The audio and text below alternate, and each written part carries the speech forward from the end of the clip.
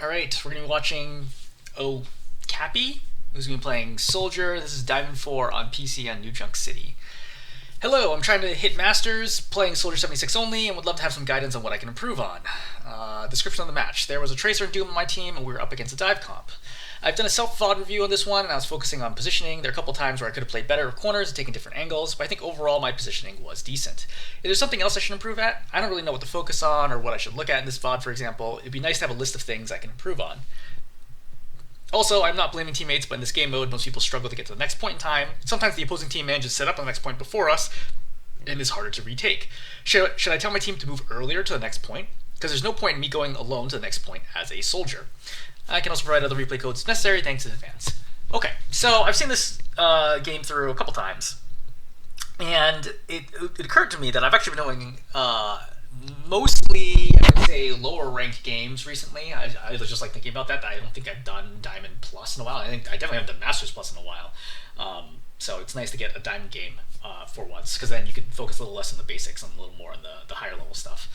So a few takeaways here from the game. Number one, so let's talk about aim, because I don't think you can talk about aim. I don't think you can review a DPS game and not talk about aim, because DPS are so aim reliant.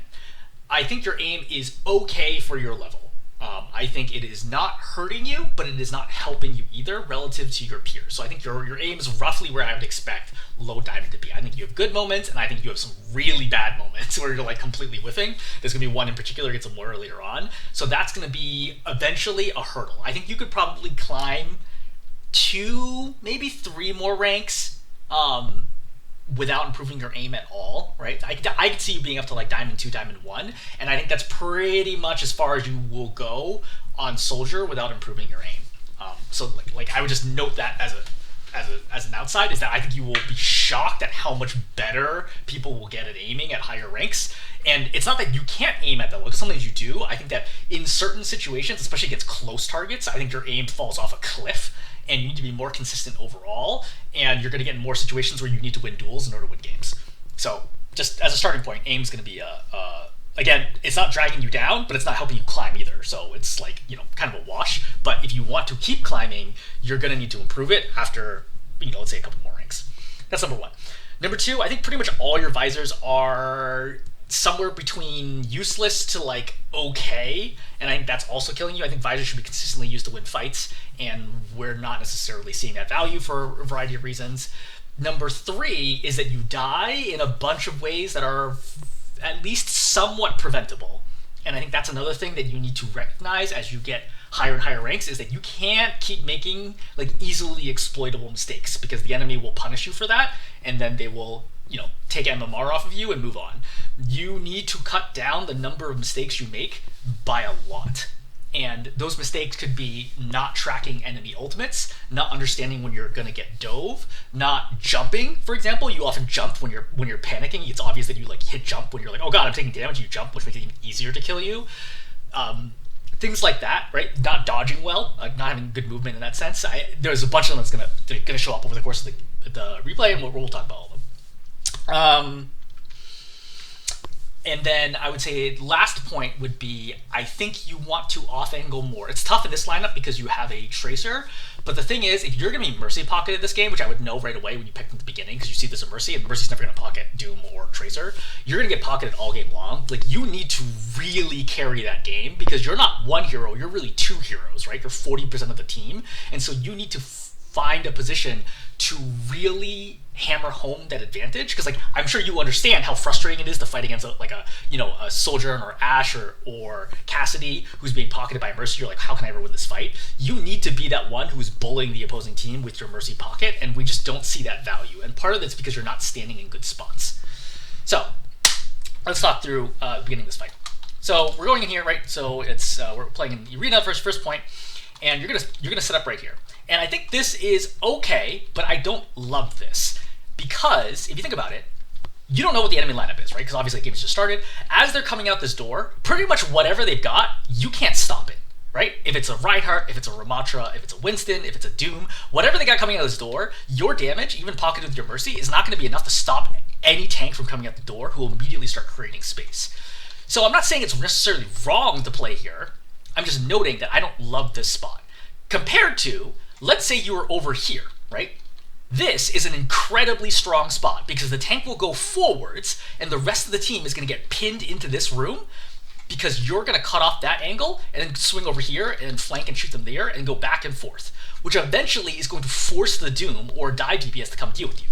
But dive DPS can't win against you because you're going to have a Mercy Pocket. And the Doomfist can force you off the angle, but then you just back up a little bit and you shoot the Doom again. So if you could teleport from here, right, all the way over to this side, you can see how crazy strong this spot would be. So how could we actually get there? Well, number one, instead of stopping here, you could just literally sprint all the way over here. Number two, you could take the other path, right, drop down to the left, go this way, and then run up this stair and get here really, really fast. I actually really like doing this on this map playing as Soldier, is that I feel that it is a strong position as long as they don't have anybody who can exploit my spot. So for example, if they have like Somber Tracer, I'm dead. But like, I'm not going to know what the hero lineup is at the beginning of the game. What are the odds that they're running Somber Tracer? But like, there are a lot of situations where I can just straight up win the first fight, and Arena's a relatively hard point to retake because of how strong the chokes are. I can straight up win the first fight by just standing over here, not even killing anybody, just being right here. No one's going to walk through any of these doorways without having to force me back first, which is really good, right? Because then I can just retreat, right? Play the next angle, play the next corner, and do that. So I'm just noting, this is not necessarily a maximum effect in this position. I'm not necessarily saying that it's wrong. I'm just noting that I would rather be in a different spot than right here. Because, for example, let's say the first hero came out as Reinhardt, I'd be like, well, I screwed up. I would know right away, because I literally can't do anything to stop it, right? The Reinhardt shield has 1400 health. Even with Mercy damage boost, I'm not going to do enough damage to prevent the Reinhardt from moving forwards. Okay? He'll get punched once, and then he will run us over. Especially if he has a Lucio. Like, there's like literally nothing I can do in that situation. They're going to force us back, and they're going to take the point. So, you know, there's a little bit of a gamble here. That's why I love playing the off angle at start in these situations. Even without information, I take the risk that they don't have like double flankers or like dive, that they're going to be able to go after me right away. So, Sojourn, Disruptor has obviously forced you off the angle. Not a lot you can do here. And now you start rotating. So this is good, right? I like the rotation over here because you're like, look, this is not necessarily a safe spot to stand. We lost our Doom. You go over here, see if you can get something, but without your tank, unlikely that you're going to be able to convert anything here. You just poke a little bit. I would probably already be out of here because I don't think that you realistically have a way. Exactly. You have no real way to win this fight. I think it's dangerous to go that way. I think it's safer just to retreat this way, but that's fine if you want to go do this. Right? I think at higher ranks you should be dead here, but it's fine. I mean, obviously, you know, at this rank people are not as good at exploiting mistakes, but it's fine. So you regroup, wait for your team. Okay, great. So let's think about the retake here. So you've played this game enough that you understand this room sucks. Okay, it sucks to walk through this room because there's so much spam. The Soldier has Disruptor shot. The Doom is gonna, you know, AOE punch everybody around and slam them.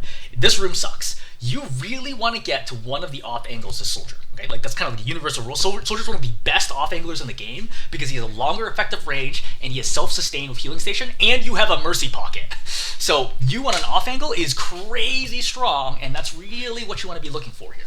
So I would already be rotating to, for example, the left side and running up this way.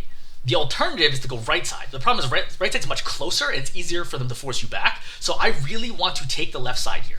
Now let's say the Doom hears or sees you and he comes over here. Fine, right? I just run back down. But that means that their Doom is out of position playing over there. So let's kind of sketch that out to imagine what would happen. So your team is red, so we'll use you as red, right? So let's say that you come out over here, okay? So you're the Soldier and you have your Mercy with you as well. The Doomfist understands that you've gone over here, so the Doom comes over here and tries to push you both back, which he will probably do, okay? Most likely he'll probably do. If he gets any help, he will. But that means that your team, which has the Doom and the other two heroes in your team, right, the Tracer and Ana, are going to be able to push through and take this space because the other four heroes here cannot stop a tank with support from walking through that doorway now. With the Doom, they can, but without their Doom, they can't.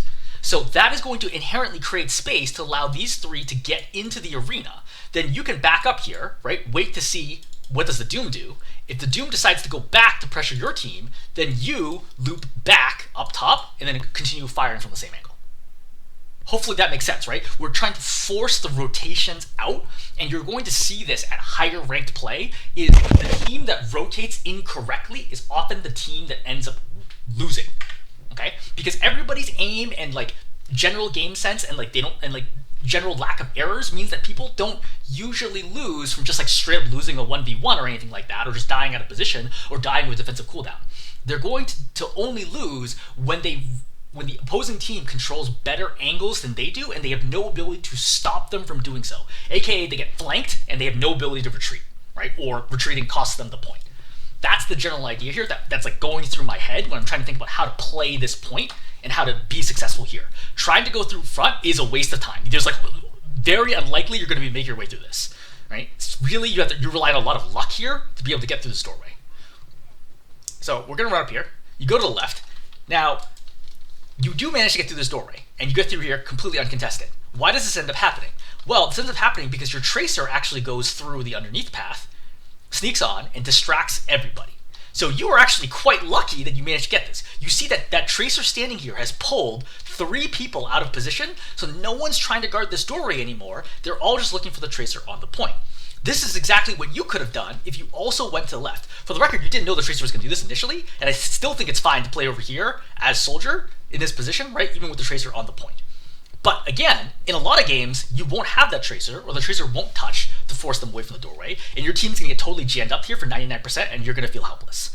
That's why I'm noting that even though in this scenario, this is going to work out, it's not because of anything you did. It's just pure luck that your tracer happened to be smart enough to touch the point here, and the enemy team overreacts to this. As a tank, in that situation, like let's say I'm playing Ramatra, I don't even look at the point, right? I like maybe glance briefly, but I don't go do anything about it. Because my supports and DPS, their job is to go and deal with the tracer. My job is to hold this doorway, right? I'm going to do everything I possibly can, vortex, shield, punch, whatever, to jam up this doorway and zone out the rest of the team, and then my team will deal with the tracer. Not all of them, but some of them. But it's a good example about how forcing out wrong rotations can help you take points. Because if all 4 of my teammates abandon me to chase the one tracer and don't kill her, I'm going to die because I'm going to be isolated on my own. But if one of my teammates goes to go push off the tracer, then we're in great position because I'm holding up 4/5 of the tracer's team, and tracer can't solo cap the point by yourself. Okay? So, again, think about the rotations here. You only get in here unmolested because the tracer touches the point and allows you to get in for free. You really don't deserve this free entry. You didn't do anything or plan anything well in order to make this happen. As a general rule against targets that are unaware of you, helix first, then shoot them. That way the burst damage is compressed versus shooting them first and then using the helix to try to finish, right? Because she's almost assuredly going to Suzu or Swift have to get out of this, which is exactly what happens. But if you helix first, then shoot, she might die faster than she can react. Anyway, she makes a mistake, exposing herself over there. You see Genji, right? He dashes in. I don't think this is a good response to this dash. Okay, so he's going to dash through. You are in no danger right now, right? With Mercy pocketing you, you are in virtually no danger. It is extremely unlikely that a Genji will be able to kill you. A comparably skilled Genji will be able to kill you in this situation when you are Mercy pocketed. It's really hard to out-heal the 55 health per second. Plus, you can put down heal station here if you're actually in danger. So when you turn here, don't rush this, right? Don't rush the helix. You know he is deflect. Just keep shooting him, right? Wait until you know the helix is going to get you value, then helix, right? You see how this helix really doesn't do a whole lot here because you have to force to splash it on the ground next to him, right? And that does what, like 50-ish damage? Not a whole lot, right? Again, that's fine, right? Reload, keep pursuing. You see how you duck here? He was deflecting, right? I chase him the whole way. I want to run at him because I want to confirm the kill before he can get away. And now we see right here, this heal station. And this is going to cost you nothing in the grand scheme of things, but it's a really good example of how I could predict your rank without knowing what your rank actually was. There is no higher ranked player who would ever put down heal station in this situation. You're full health, your team is up 2 heroes, the Genji has no deflect and no dash, and he's injured. Right? And you're mercy pocketed. There's no reason here to put down heal station. This heal station is a 100% wasted heal station. Does it matter for this fight? No. But sometimes it will. Let's say the enemy team is not down 2 heroes. You probably still put down heal station in that situation because that's kind of an automatic reaction for you, but it's the wrong reaction right now, right? You're not doing the right things based on the information that you have at this moment in time. You are wasting an 18-second cooldown for nothing. Anyway, Genji escapes, right? You run back, that's fine, right? Going for the Moira. Genji's here. I would just, poke down Genji. I would not helix him because he can deflect that back. And shoot him, right? Don't worry about it. The Genji needs to be dealt with. Like, if he's pursuing here, just shoot him back. Like, I don't know why you're running away from the Genji. It's fine. Like, just shoot the Genji here, right? Force him back, and then after the Genji, like, runs away, then you can go and deal with whoever's on point. You see how you're like, look, this Genji is forcing you back, right? And now exposing the Ana here, right? In a different situation, your Ana could die for this. I do not understand why you're running away from a Genji while you're next to two supports at long range. Like, it's like you're scared of the Genji, which cannot happen. You have so many advantages here. This could be literally the #1 Genji in the world, and he has no ability to kill you right now. Like, it's impossible. Like, he could be a Genji with aimbot, and he still couldn't kill you right now. Like, you're next to two supports, there's no way. Impossible for him to kill you here. Alright, so we forced it back. Again, you put heal station here, but, like, why? You're full health right now. But, you know, okay. The soldier has railgun. You've seen the charge, right? I think she just fired it right there. Yeah, she fires it right there. Yeah. Okay, so with no railgun, yeah, you go ahead and pressure if you want. Yeah, good helix. So, note right now. Do you know how much damage soldier and railgun does? Like, what is the maximum amount of damage soldier and railgun can do? If you had to guess. Obviously rhetorical, because you can't answer, right? Do you think it does 100 damage? 150? 200? 250, right? Does, I think, 195 on a headshot. Okay, so that's with no damage boost. That's what we're looking for here, is I cannot drop below 200 or else I can die. And that would be really embarrassing in this situation where we have a massive advantage. I'm next to two supports. I cannot die in this situation. Granted, your Mercy could res you, but like, why would I want res to get forced out in this really silly one-sided situation? I can just not peek her and be fine. I really do not want to die here. Look at your health right now. 163, I cannot be doing this. Like, this is a crazy situation to still be continuing this duel where she has a charged railgun and can kill me. So, now you see how you went to cover? Now you're peeking back, and now the railgun's gonna hit you. You're at 6 health! See? This is a kill. At higher ranks, she didn't even headshot you, for the record. The only reason you didn't die is because she only did 130 damage. Right? Because she body shot you instead of headshotting you. You should be dead. At higher ranks, you are 100% dead here. Like, I cannot emphasize enough how this is a misplay for no reason, right? You're forcing this really, really hard for no reason. Like, let the soldier get away. It's okay. Like, she'll get healed up, fine, what it is. If you get a pick, fine. Yeah, obviously, that's helpful in terms of time, but don't die for it.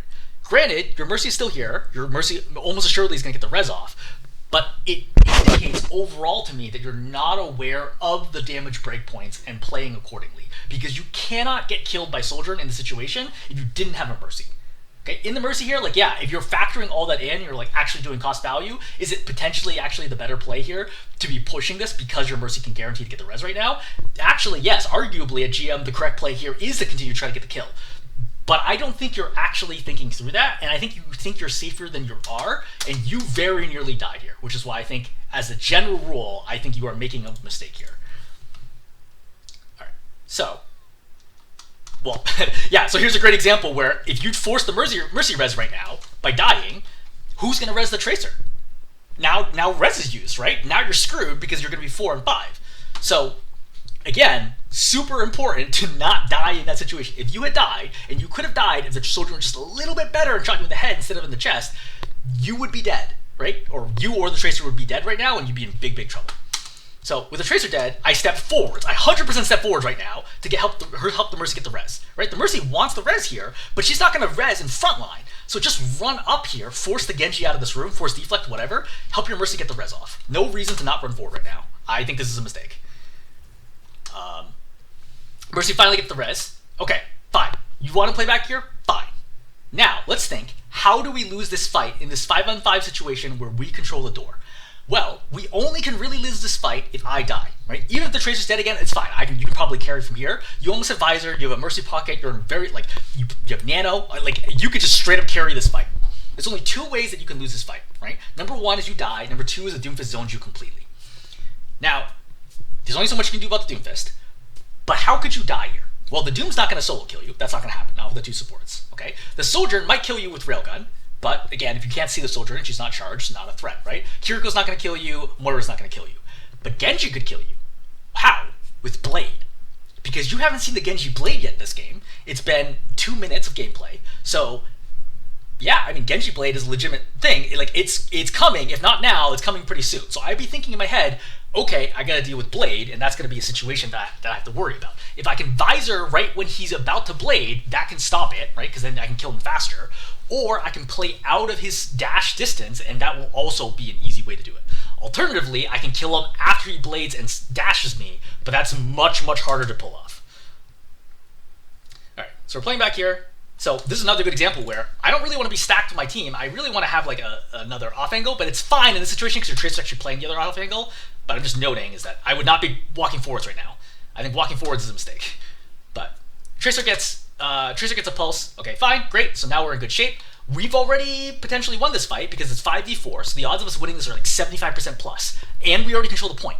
I don't need to do anything right now. I literally could just sit here AFK if I wanted to, and we're probably going to win this fight. Because they're not going to be able to push through. Not with a Soldier dead.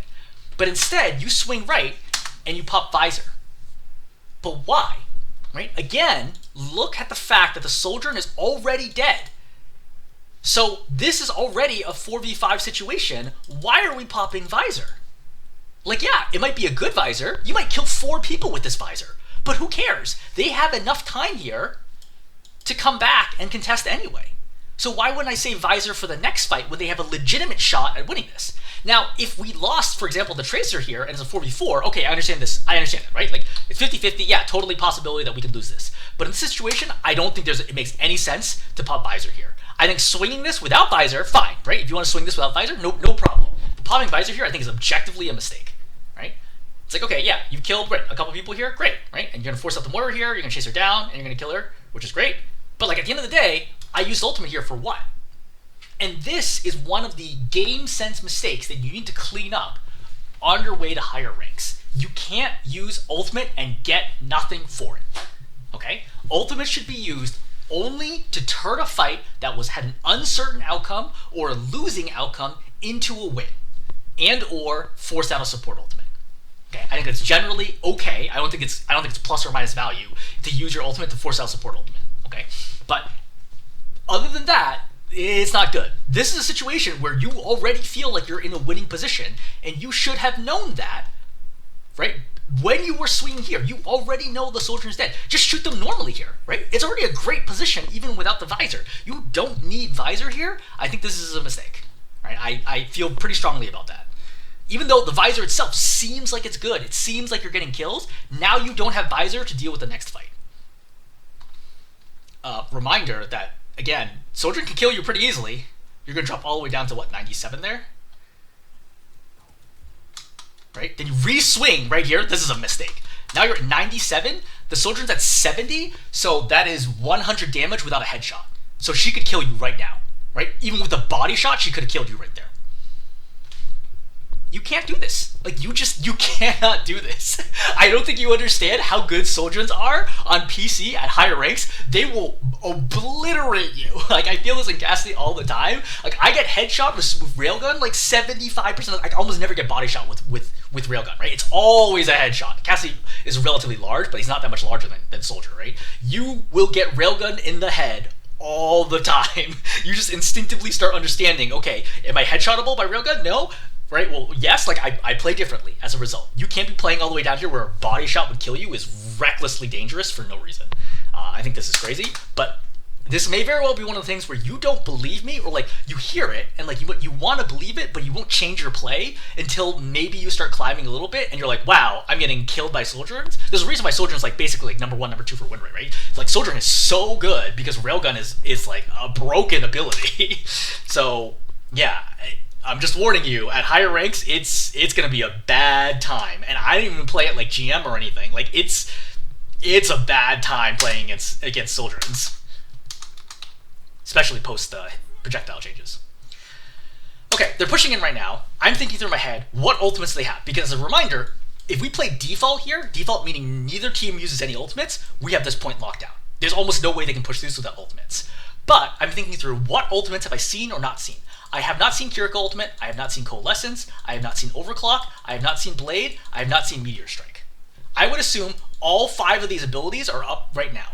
And note right here, what ultimates do we have? We have Valk and we have Meteor Strike. This is a bad, bad, bad position to be in. We have 2 ultimates against 5 ultimates, not good. The only way for me to pull this off is A, get a pick and more, or B, manage to deny value from their ultimates. So what I'm thinking here is I can't hold this doorway because they're literally going to pop Kitsune ulti plus Coalescence and just walk through this. Even with an aimbot, I can't stop them from walking this doorway. So I want to play further back because I want to deny the advantage from Kitsune Rush, from Blade, from Coalescence, from Overclock by being far enough away that when they start popping 5 ultimates at once, I can just run around a corner and just wait it out.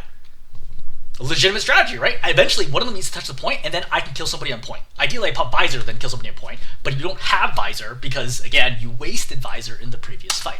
So I do not play this close. This is a really, really bad idea because as soon as they start pushing through, now things go bad, okay?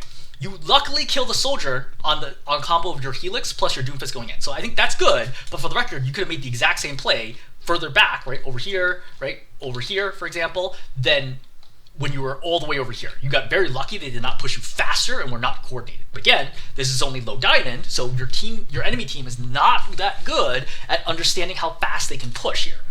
You see the Genji to the right, I immediately start running away. Like, as soon as I see this Genji, I literally just sprint away. I know it seems crazy, but if the Genji is solo pushing the side with 10% left on the clock, he's going to Blade. I look at this and I immediately think he's going to Blade me. Because why not? Like, he has to. He doesn't have time. He has to Blade here. But as long as I stay farther than Blade or dash distance, he cannot kill me. Okay? So theoretically, if he does dash, Blade, dash, right? Resetting his dash, he's going to go from here to here, right? To here. That's going to be his dash distance. If I play here, I am good to go, right? As long as I play outside of the double dash distance, he cannot reach me with Blade. And that's fine. I just kite it out. And if he goes after somebody else, that's their job to try to survive, right? If he kills the Mercy here, unlikely. Mercy has Valk. It's really, really hard to kill Mercy through Valk.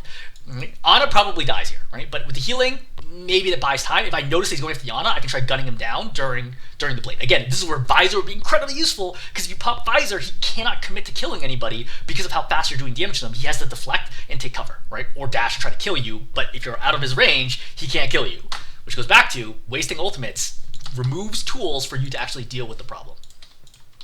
Alright, so Genji's coming. Again, I do not try to fight the Genji. I just want to back up. I just literally just want to back up. Right? You see how you're not sprinting away, you're just walking backwards while shooting him. And now he one dashes into you, right? Which I think also hits you. So let's play this slow. Okay? You also don't want to be taking any shurikens right now because of Blade breakpoints, okay? Reminder for Genji damage, you need to know this by heart. If you don't know how much Genji damage does, like with his attacks, that is a mistake, and that will prevent you from climbing. Genji dash is 50 damage. Blade does 110 per slash. So that's 50 plus 110 is 160. A second Blade swing will get you to 270, right, which will kill you and then reset. If you can get 21 points of healing, you will live. Or if you take in, 90 damage, then he can kill you even with one dash slash combo, which is awful. The best, if you cannot escape Blade, the best scenario you can hope for is make him swing, make him dash, and slash you 3 times to get the kill. Because that's going to take, I think, 2.1 seconds, right, to kill you. So that gives you the most amount of time to potentially kill him and or your team kill him. But if he kills you in 1, then it's always a mistake by you. If he kills you in 1 dash slash, that is always a mistake that you have made. If he kills you in 2, you still have probably screwed up. Now, how can we avoid the scenario? If we can be outside of his dash range, he needs to slash 110, slash again 220, slash again 330, because he didn't get that initial dash to be able to drop us below the breakpoint to get the kill.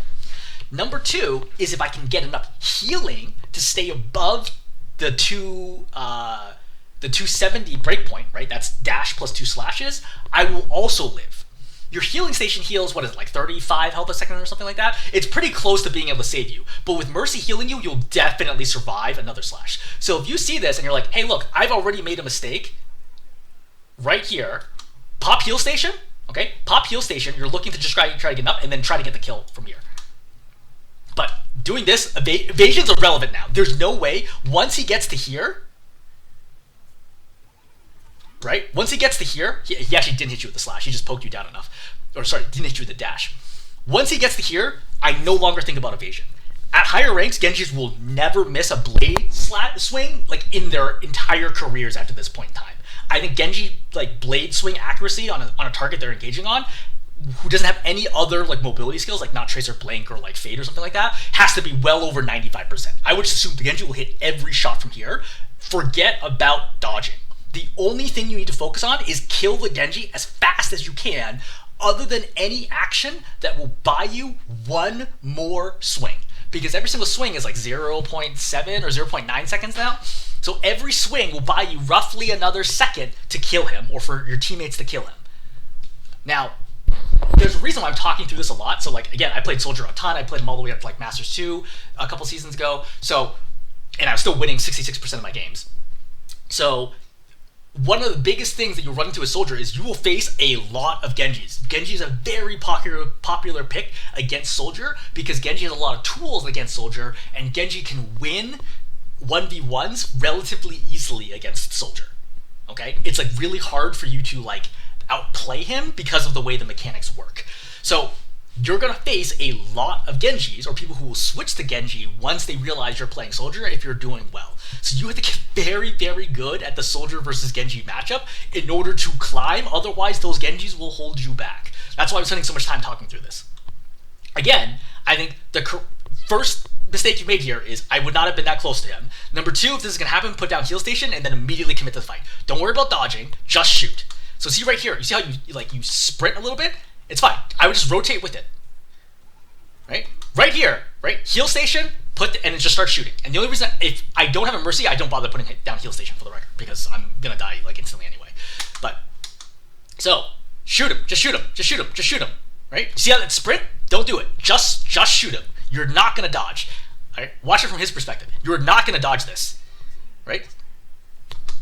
I'm telling you, you're never going to be able to dodge a blade swing ever again. Just never expect that you will ever dodge a blade swing, like ever. It just won't happen. It will not happen at a rate that matters to you from a winning games perspective. Okay? That's what I'm saying. The only thing that matters here, just kill the Genji as fast as you possibly can. It is possible to do this. He's not deflecting at all. Right? The movement here is not particularly crazy either, right? He dashes right in your face. Just shoot him. Just shoot him right now. Also, you don't have Helix right now. But like, Helix him in the air right now. See? Everything here is just a little too slow. Like, a Masters player would be faster and have dealt more damage. This Genji would easily be under half health right now for Masters, if not below. Right? A direct here with a Helix, when he does the jump, would have gotten him to what 154, or sorry, 54-ish? Right? Where he does this movement right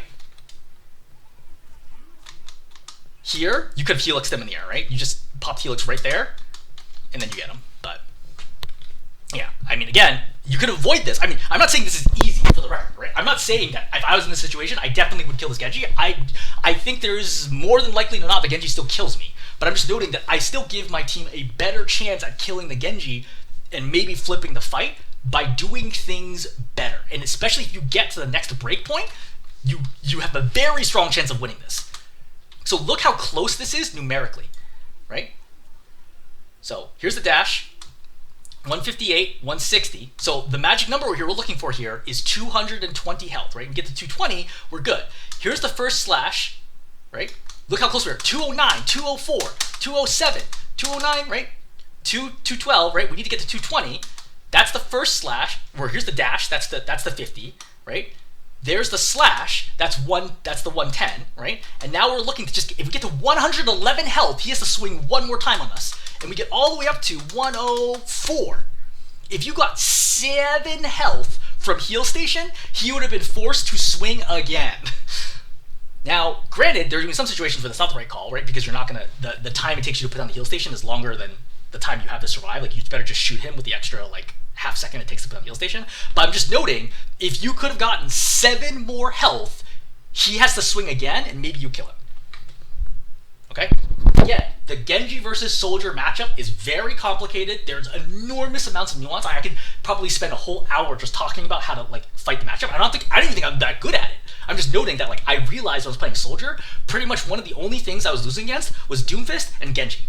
Okay? I think those are the 2 primary heroes that were stopping me from climbing even faster. And I was winning 66% of my games, right? So of the 1/3 of my games I'm actually losing, I would say Genji and Doomfist featured in 80 to 90% of those losses. I would say the other one that jumped out was Widow, in that, because like, what the heck am I gonna do against Widow? Like, if the Widow's cracked, like, I'm just gonna die. But that's a lot of talk about this. I think we're already at, I don't know, 30 minutes plus here, and we haven't gotten to the first fight. Okay, so we'll walk through the rest of this faster. Don't think you had a realistic chance of trying to push in here. Right, you trade it out, try to poke people down. Again, I would not aim for the Doom ever in this situation. The only way you win this is by killing the backline. Right? You have to be aiming for the soldier, and you have to be aiming for the Moira. I know the Doom is an easier target, just kill the Moira. Okay, kill the Moira. Okay, without the Moira, soldier's here, shoot the soldier. You have Helix, right? Right click the soldier and try to kill her. Shooting the Doom here is all wasted damage. There's no world where shooting the Doom is going to do anything. I'm going to give you an example. Right now, let's imagine I could say, hey, look, I will give you either option 1, you can freely shoot this soldier, or option 2, you can deal 300 damage to this Doom. Which is more likely to win this fight? Shooting the soldier. Right? There's no world where even dealing 300 damage right now to the Doom is going to win. There's too many people alive. Like, look at the situation. This is 3 on 4. They have strong defensive advantage. They have their 2 supports alive. There's no world where, unless you kill someone right now, that you will have any chance of winning this fight. And you need to know that. You need to see that and realize, I have to kill a backliner. That is my win condition. Right? Without just shooting the tank is not going to do anything. So, we're going to go to the second point. One of the things you talked about was, how do I get my teammates to rotate faster? First of all, I think this is a very common, I don't know exactly what the word is I'm looking for here. A very common complaint from heroes, from people who play mobile heroes, and they're like, my team rotates so slowly. Like, why couldn't they rotate faster? Often you're playing a mobile hero and they are not. Like, if you're playing Ana, how fast can I possibly rotate? Right? So the key thing is not blaming your team for not rotating faster, it's making sure that they can rotate successfully. So for example, I see it all the time at lower ranks where people will run from point A to point B, winning or losing the point on the first point, and they'll abandon their Ana or Zen along, and their Ana Zen will get picked off, and they run to the next point and be like, why is my team so bad at rotating? Like, now we just enter a 4 and 5 and we lose automatically. I'm like, well, then just stay with your Ana and Zen. Right? Protect them as you rotate. Even if it means the other team rotates faster, sometimes that's just the way the hero matchups work out. It's okay. Like, it's more important for me to have all 5 on the next point than it is for me to get there, cap for 10%, and then lose the fight. You know? I think be more forgiving of your team, of their ability to rotate. There are a lot of reasons why somebody could not rotate quickly to the next point that may or may not even be their fault. But we've come over here. Tracer gets picked off first. I mean, not a lot you can do about that, right? I would already assume, like, look, I'm probably gonna lose this fight, so just poke out, right? See what you can do. This is a good example why you do not helix in this situation. You know how I mentioned earlier is like I pretty much never helix the Genji unless 1, I know splash damage will be enough to kill him and or severely weaken him, and he's going to leave. Number 2 is I know he doesn't have deflect. A Genji coming down like here, like this, right now, you have to read this at even low diamond and think deflect.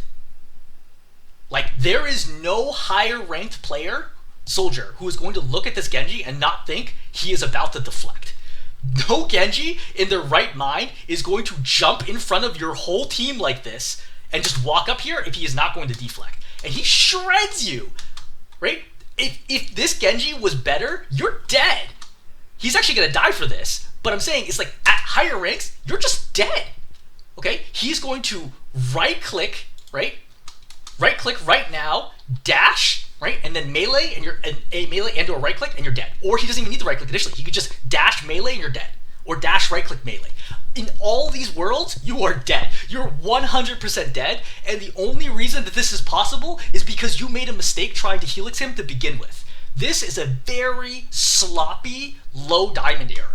Okay? And I'm emphasizing this. I'm not trying to put you down and be like, oh, you're a low diamond player, blah, blah, blah. I'm trying to demonstrate, like, what's the difference between you and a higher diamond player, or a masters player, or a GM player, is a higher ranked player sees this and knows right away this has to be a deflect. There is no world where I would shoot helix here. And then here, right, you really should be dead. Now, their Genji's going to make a mistake, because nobody plays perfectly, and especially not your level. You make mistakes, they make mistakes too. This Genji's going to die for this, but you're very lucky that this resulted in a death. Again, at higher ranks, the Genji successfully gets the kill on you, and then dashes back out, and your team loses another 40% on the point as a result. Okay, so Genji's died, so 4 and 4, so potentially winnable, right? Your Tracer through, their Genji through, fine. I would note here is, I really don't want this angle right here, because at any moment this time, this Doom could kill me, right? The only reason the Doom would not be fighting me is if he can kill my tank. And if he can kill my tank, then I'm going to lose anyway, if that makes sense. So I really want to rotate, take the longer angle. Okay, as Soldier, you're looking for medium, long-range fights. You're looking for 20 to 30 meters away.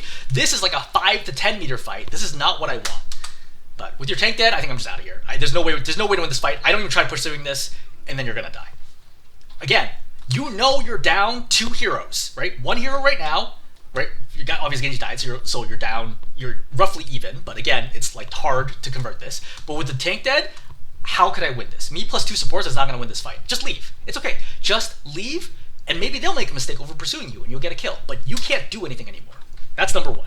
Number 2, Doom has jumped me. I am low. Okay. I hear charging of punch. Okay. What is my move here? It is not to go to the right. It is go to the left, because the Doomfist is going to read this. Okay, and he's going to see my movement, and it's going to look like this. Right. He thinks I'm rounding to go to the corner. But instead, what I want to do is I want to juke to the right and then go back towards the left. Now, number 1, this might result in the Doom missing me completely. That would be wonderful. Number 2 is he might still punch me here, which is okay because A, it won't knock me against the wall, so I'll take less damage and I won't be stunned as long. Number 2, it'll knock me into the mini where maybe I can use that to recover. Now, actually, in the grand scheme of things, dying faster is better here because you're already making a mistake trying to push this fight at all, so you're just staggering yourself. Like, literally, every second that you're alive right now is bad for you. I know that seems weird. Hopefully you understand this concept if you're already in, Diamond, but every second you're alive right now is bad. If you had a suicide button, I would hit the button right away because there's no reason for me to be in right now. Again, even if I survive here, it is bad. But I'm teaching you this mechanic because there are situations where you don't want to die, which is 99% of the time. So I'm trying to explain how you would survive in this situation. Your best chance is to juke to the right and run to the left right away. And when I say juke, I mean the fastest possible juke, like 0.1 seconds, you turn your body to the right and immediately go left. Because if you take any longer, the Doom's going to hit you with a punch. So if we watch how this actually plays out, you're going to go to the right? He punches you, right? And notice that stun is enough to get the kill. If you go to the left right away, it gives you some chance that he either A, misses, or B, he's going to knock you into the health kit, or at least not against the wall, which gives you a chance at surviving. So watch, right? You can hear the punch. You see how you're jumping to the right? Jumping is also bad because jumping locks your motion, your momentum in a certain direction, which makes it very easy to land abilities. You need to stop jumping. Okay? Very, very, very important. So anyway, lots of throwing that's gone down there. I think we're going to probably cut it after this one, just because in the interest of time, this is like super time consuming. Maybe we'll do the point that you win. Alright, so got to the right. This is a good example where like sometimes your aim is just so far off. This should be 90 to 100% accuracy on the Doom here. Right? We're off, we're way off, we're way off. Okay, we're on target again, and finally we've locked on. I'm not saying you would have killed the Doom or anything like that. I'm just saying you can't miss these bullets, right? You missed, 5, 6 bullets there? That's roughly, it's like 19 damage, but let's start with 20. It's roughly 120 damage on this Doom that you could have done by now that you didn't do because you just missed the tank.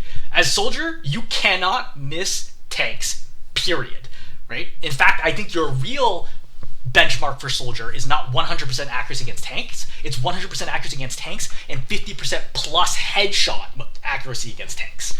That's really what you're looking for to even sniff GM, especially now, post the rank reset. I don't think you can hit GM ever without anything close to that level of accuracy. But missing somebody in the back here who's not even dodging you, look at this, right? See, this kind of stuff you really need to clean up aim wise, or else you're in big trouble. Okay, so what do we know right now? Tracer's dead, so we're in a 5-on-4 situation. They popped Coalescence, so maybe they could turn it around. You're gonna swing here, and you're gonna wake up the Doom. Why? Your Ana just slept them, right? Just leave him alone. Why did we wake him up? And it's not like he was already going to be there, right? You see, right? You start shooting several bullets. He's already slept, and now you decide to helix. Why are you waking up the Doom? There's no reason to wake up the Doom. Like, basically, your damage is nothing, right? He's being healed for 140 health a second. Your Helix does nothing, even if it was a direct. It wasn't even a direct. That was like the worst part. It wasn't even a direct. But again, no reason to be shooting the Doom right now. Now you pop Visor. For the record, at higher ranks, 100% of the time you pop Visor, the Doomfist is immediately going to come after you. So if he has a punch and slam, he's coming right after you right away.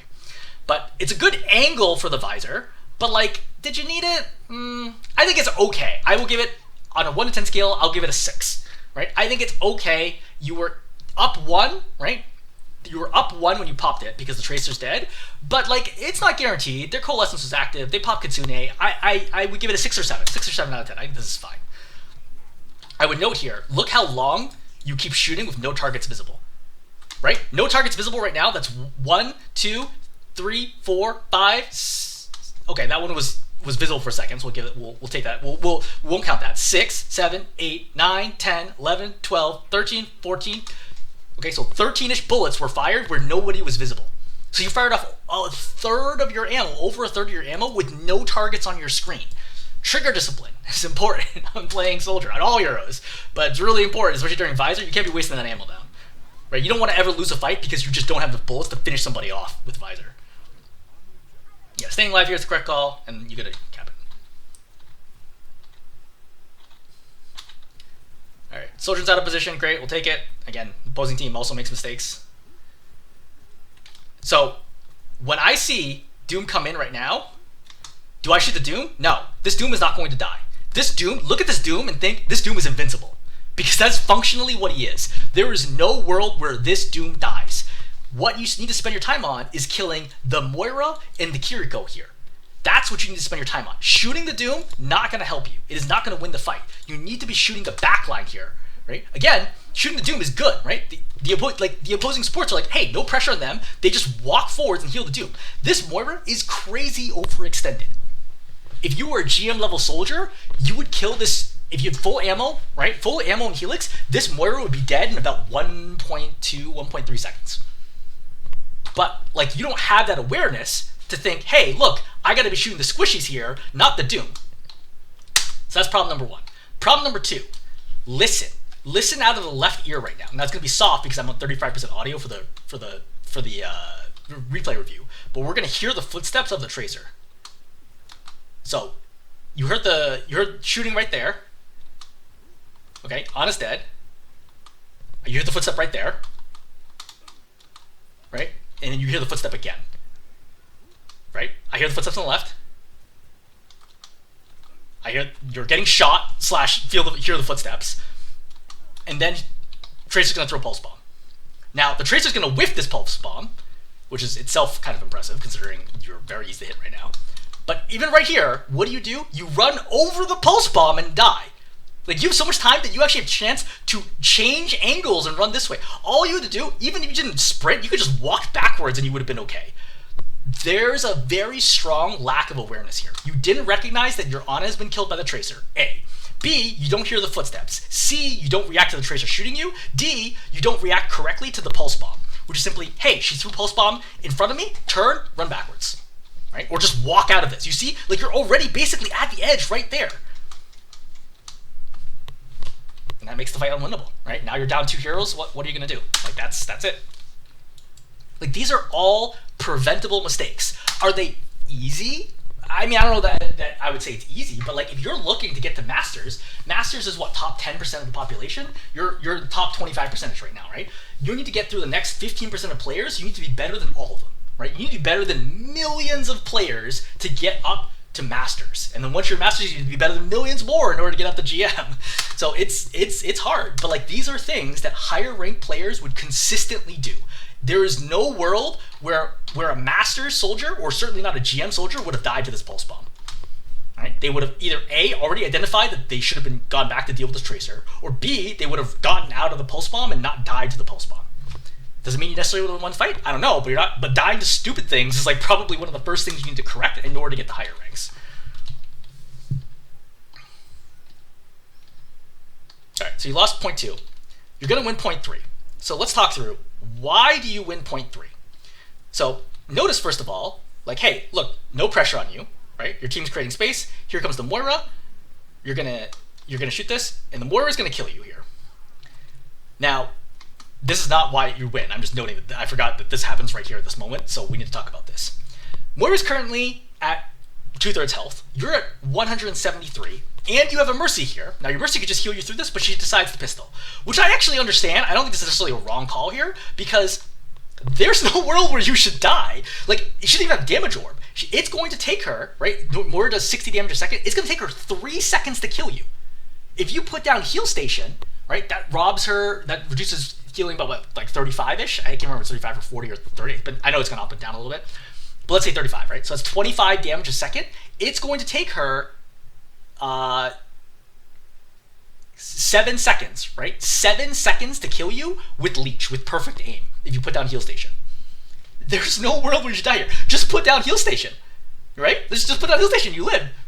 But instead, that's not what happens. You're just running and dodging all over the place. For the record, Moira's not going to miss you anyway, right? She has incredibly forgiving aim here, right? Like, you see, your dodging doesn't do anything to her.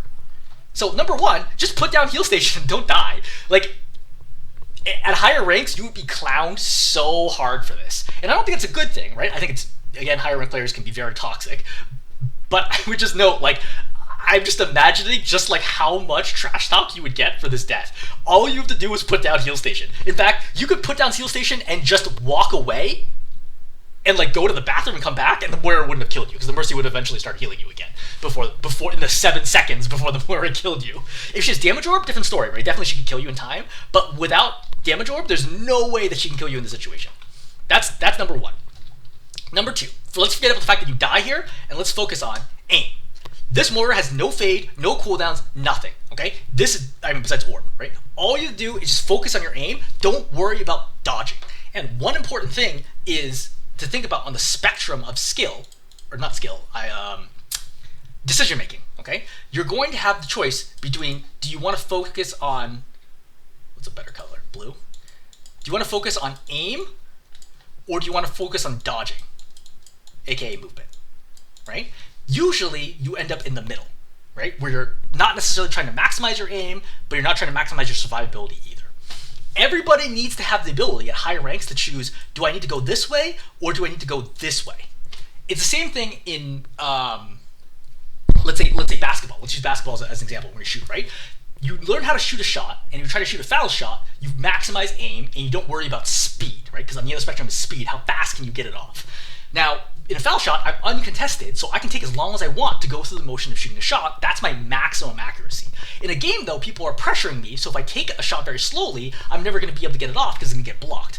So I need to speed it up a little bit. But sometimes during a game, you can still find opportunities where you get wide open, and you relax, and you take a shot nice and calmly, and you go for maximum accuracy. It's the same thing in this situation. Right now, against the Moira cannot crit you, she can't do any extra damage to you, there are no other enemies looking at you. Focus on 100% aim right now. Whatever you need to do, whether or not it's mirror movement or standing still or whatever it ends up being, everybody feels differently, depending on their personal style and the situation. You should be 100% focused on aim right now, which is not to say that I expect you to be 100% accurate. I do not. But I expect you to be more accurate than if you were dueling, let's say, a Cassidy right now or a Reaper or whatever, right? I expect your aim to be better than average against an opponent that could headshot you or could kill you, because as we already discussed, it is mathematically impossible for the Moira to kill you in this situation as long as your Mercy heals you after 7 seconds. So let's look at the actual aim here. Does this look like somebody who is maximizing aim?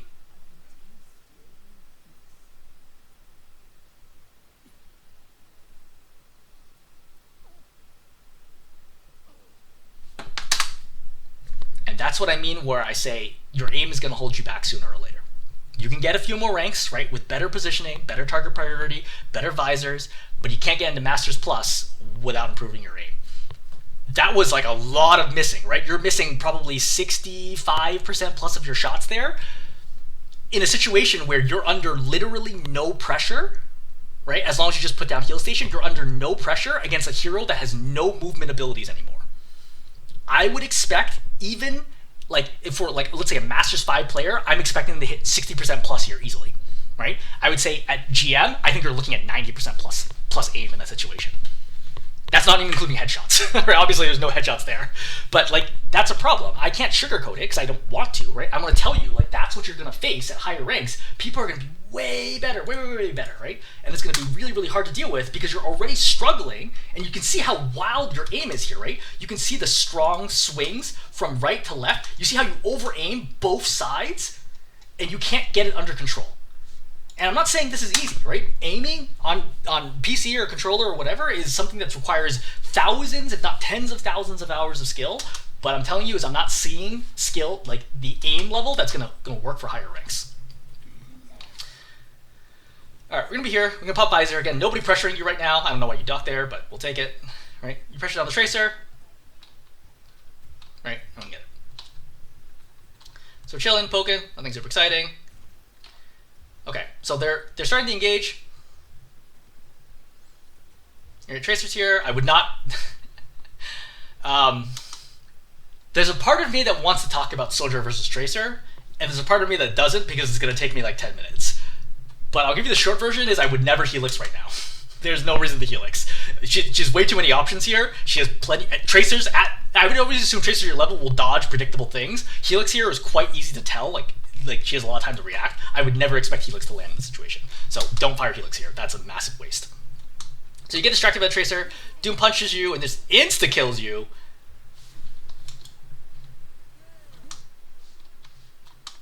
Oh, it's because you get hit by the railgun too. Yeah, sometimes with assists they don't actually show other assists if it's too fast. But you do not die from just the punch. I was like, there's no way that punch does enough damage. Really? No, I don't think so. I'm pretty sure a railgun is gonna hit you here.